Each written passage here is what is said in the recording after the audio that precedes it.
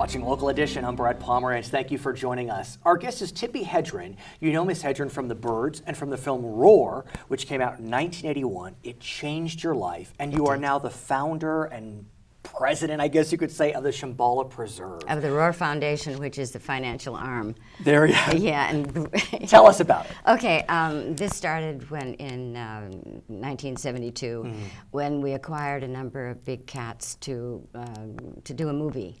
And we were going to have a 9-month shoot, but that went into 5 years, and that's a story all in its own. We have to do another segment on that one. But all of the time that we were acquiring these animals, and this was years, because we became an important facility to California Fish and Game, Department of Agriculture, USDA. And now, right in Acton, California, just below Palmdale, you have, 68 big cats. 68 exotic cats that were born in the United States to be sold as pets. Now we're taking an apex predator, and I can't tell you how many people or why they think this animal, which is one of the most dangerous on our planet, that they can think they can make a pet out of it. And people are trying to make pets out of lions and tigers and beautiful. They do. Right. And the problem is that because of the instinctual dictates to fight, you never know when that's going to happen. You never know. I'll tell you what, put a loaded pistol on your coffee table. Would anybody do that? Not in their right mind. And think about Siegfried and Roy. Exactly. And they raised those animals, fed them with a bottle, played with them, take a little nap with them.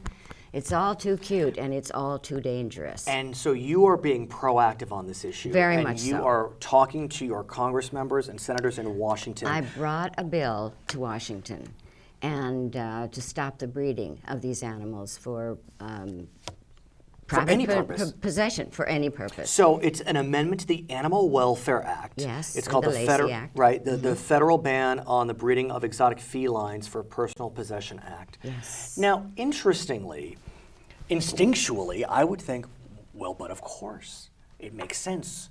Yet you've received a lot of opposition. Yes, in fact, the first bill that I brought to Washington, the Captive Wildlife Safety Act, which ended up passing unanimously in the House and Senate, I was threatened at that time. And when you say threatened, you mean really threatened. I mean, yes, with your life. They They threatened me and the animals.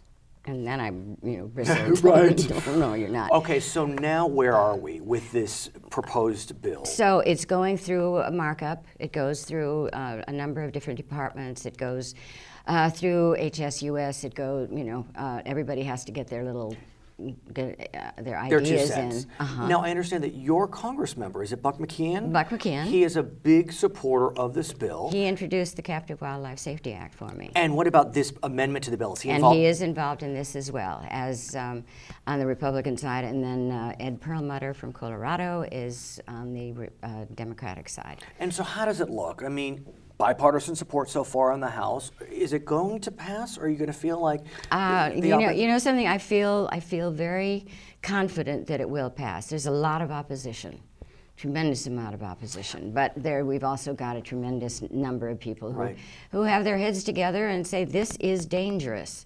And I'd like to give you just a couple of examples. There was a little 4.5-year-old boy who had his arm ripped off by his uncle's pet tiger in Texas. Another little girl 11 years old, went into the tiger cage with her stepfather to groom the tiger. The tiger jumped her and killed her immediately. I mean, it's scary. 10-year-old boy in Minneapolis is quadriplegic and living on life support for the rest of his life. It's really about the safety of the human. This is a public safety issue. And the animals. It's and for both. The animals. And there is not one thing that we can give an animal, a wild animal in captivity, that they need. Thank you for joining us. For Local Edition, I'm Brad Pomerance.